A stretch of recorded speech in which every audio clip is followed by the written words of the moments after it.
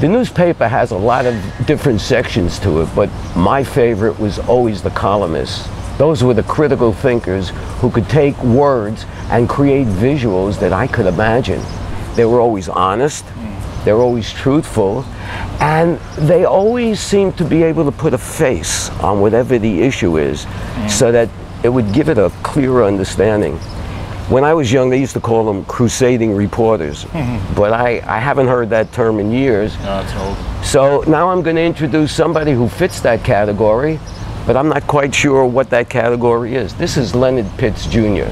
And if you're one of the millions of people in over 150 cities, A couple hundred actually, about 250. 250 cities who read his column twice a week, Yes. twice a week, sometimes you're going to agree with him, sometimes you're not. But for me, every time I've read his column, it gave me something to think about. So first of all, I want to say welcome to our show. Thank you very much. And I'd like to ask you a question. When was the very first time that you realized you were going to be a writer? And what was the inspiration? I don't recall the inspiration, but I was 5 years old. And there was just something about the art and the craft that made me say this is what I was put here to do. So I've known that I was a writer since I was 5.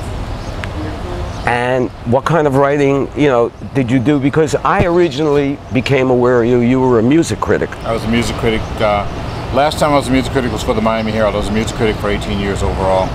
And then you got into your 30s. Yeah, actually I was in my 30s when I decided I had it. Well, I got a question then. Did the Bob Dylan statement, don't trust anybody over 30, influence you into moving into something else? No, but I do think that probably 35 is the optimum age for a music critic. I think at 35 you're still young enough to appreciate, but old enough to have some perspective. And what made you choose, or was it say this is what we want you to do, to go into writing commentary, which is sometimes political, sometimes ethnic or racial, and sometimes it's just general? That was my decision actually. I asked them, I told them I was, up to here with writing about music, and asked if I could do something else, and they came up with the idea, or we came up with the idea that I would do the column that I'm doing now. When did you start writing those kind of columns? This column started in 1994, so almost 20 years now. So, and in 1994, the first year, yes, you were nominated for a Pulitzer Prize? I was nominated the year before. I was nominated for music criticism about 2 years before that.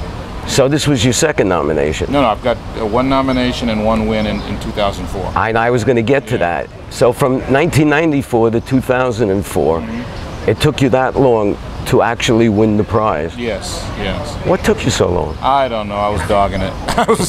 Apparently I was just loafing. I'm not sure. Well, are you sorry that you went in that direction? You mean as away from music criticism? Yeah. Not at all. If I was still in music criticism, I would have to be going to the Lady Gaga concert right now and pretending to care. And I'm not that good an actor. I was not enjoying it by 93, 94. That was the era of Snoop Doggy Dogg. That's how he was billed in, and that was just after Milli Vanilli and New Kids on the Block were still around. I really didn't care. I grew up with the Temptations. I grew up with people who, in my humble estimation, could write songs and could sing. And most of the people, that I've heard just don't impress me in that regard. It's okay. It's time for me to do something else. Well, do you ever think real music, as I call it, real music will ever come back again? I'm a mixed mind about that. Part of me is cautious about saying, real music, because I know that every generation, when the codgers reach a certain age and everything below them is not real music. Yeah. So I'm conscious of not repeating that, but by the same token, I look at a lot of what the kids are doing now is they're going back and rediscovering the stuff that I grew up with, so there seems to be a hunger for organic, instruments and for real, for singers and songwriting as it once was. I go back to Lennon McCartney, to Smokey Robinson, to Gamble and Huff, people like that, were of that era were my formative, people, and they're not there anymore either. It's a new generation, it's a new thing. Well, I know, and as you say, maybe we're becoming old codgers, And Yeah, this is the music, and somehow there's a misconnect between them. There's something to be said, though, for embracing your inner fogey, I've always felt. Well, anyway, I wanted to move on, and among the things I wanted to talk about was the Trayvon Martin, George Zimmerman case. Right. You've written several columns 3 about, or 4, I believe it is. and suddenly it started out as one man shot another man, and how he did it and why he did it and all of that, you know, just had to come out. And suddenly there were all of these agendas that hooked onto it, various social celebrities who seem to come out of the woodwork whenever there's a racial issue that they can get in front of the spotlight. And there are people who are donating thousands of dollars to George Zimmerman who don't even know him or know the reason for this. What do you think the hidden agendas are? And do you think this is a good opportunity to bring those agendas right to the surface so we can start a dialogue? I don't think the agendas are so hidden, but I think it's all about, it is all about race, you know, quite obviously.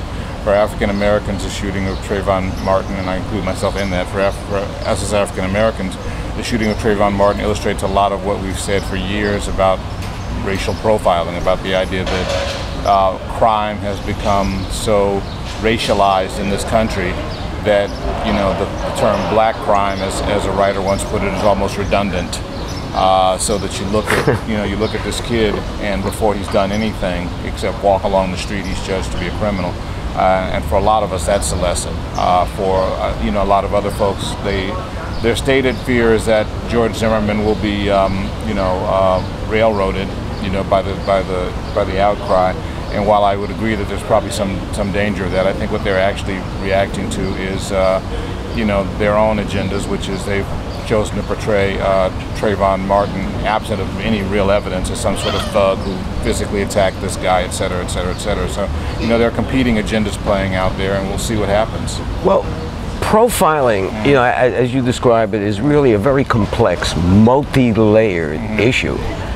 And before we're going to find solutions for profiling as a subject, what are some of the things that need to be done, the education of the people, so that we can have an open dialogue that doesn't have, you know, racial overtones, and if and when it does, they're right on the table instead of mentioned in codes as a way that we communicate in this country? Well, I think we need to not be scared of the racial overtones, first of all, which I think is something that we've you know, really had a problem with in this country. The second thing, I think, is that we need to be much more educated about the history and the dynamics of race than we are. We really are woefully ignorant about the role that race has played and does play. So you understand the role because you're African American. Not just because I'm African American, I've lived it, but I've also studied it. Well, what about somebody who's not African American, maybe in his lifetime has had limited access to African American communities and their culture, and listens to the propaganda that we hear from the different 24-hour news cycles? How do you begin to educate somebody like that so that they would start thinking a little more critical and saying, wait a minute, there is this other side to the story? I think that needs to start in the schools. I think the education, you know, needs to start in the schools. We have cut way back on talking about history of any kind in this country, much less, you know, African American history. And we have cut way back on anything that approaches critical thinking in this country. And so much of education is politicized. So much of education is not really about the subject that's being taught, but about the political dimensions of the subject being taught. So I think we need to get the politics out of the educational, you know, sphere and teach, you know, the history, teach the dynamics of race as it stands in this country. And I think if you do that, a lot of what you're seeing will mitigate itself. Well, a lot of people are just really afraid to even sit and learn a little bit more, because they're very defensive sometimes. I think once our psyches understand what took place in this country and the injustice of it, a lot of people are afraid of the guilt that they're going to feel. And this way they can avoid that by being part of this wacky majority or minority, depending on where you are in this country, you know, who seem to be expounding this. Yeah. I think we've got to find a way to get beyond guilt, because the problem with guilt, is that anything that makes you feel guilty, you will eventually resent. So, that goes for a diet, that goes for whatever it is that you might be doing. So, I think we need to find a way to discuss race beyond guilt and beyond, frankly, anger. There's a huge opportunity for this, but we seem to be stuck in these cycles. We need to be able to do something like what Jews have done, here in America and around the world, which is to institutionalize the learning about what happened to them. You can't be a Jewish kid, I would say, in this country, and especially, in Israel, and get to be of age and not know what happened during the Holocaust. It is entirely possible to be an African American kid or an American kid, period, and come of age without knowing anything about Jim Crow or without the history of slavery. And I think that when you don't know those things and you fall prey to that, the old axiom, those who won't learn from history are doomed to repeat it. Exactly. But it was always there. All of this racial tension that just doesn't come to the surface, and when you bring it up, you say, the opposing side says, you must be a racist. Why are you talking about this? Yeah, I hear that a lot. The idea is that if you talk about race, you are a racist, and I tell them that makes about as much sense as saying that if I talk about money, I'll be a billionaire. That would work for me. I would talk, if that were the case, I'd talk about money all day and all night. It's a silly thing, but it's the kind of thing people say when they are scared and when they're on the defensive and they really have nothing. That's speaking of money, which would be a great segue. Right.